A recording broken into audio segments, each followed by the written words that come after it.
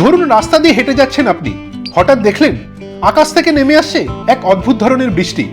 না জলকণা নয়, তা বাদামি রঙের এক ধরনের গুঁড়ো।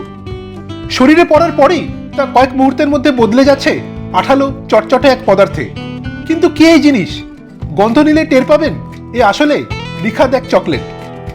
চার্লি অ্যান্ড চকলেট ফ্যাক্টরি সিনেমায় যেরকম ঘটেছিল, বাস্তবে এমনটা সত্যিই ঘটেছিল সুইজারল্যান্ডে। 2020 সালের 11ই অগস্টের কথা।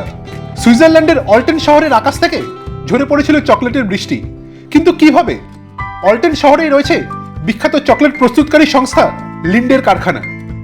ওই দিন হঠাৎই বিগড়ে গিয়েছিল কারখানার ধোঁয়া নিষ্কাশনের ভেন্টিলেশন যন্ত্র, যার ফলে ধোঁয়ার পরিবর্তে ক্রমশ কোকো পাউডার ও চকো চিপস বেরোতে থাকে চিমনি দিয়ে, যার ফলে রাস্তাঘাট, ঘরবাড়ি, গাড়ি মুহূর্তের মধ্যে গোটা শহরই ঢেকে যায় চকলেটের আস্তরণে।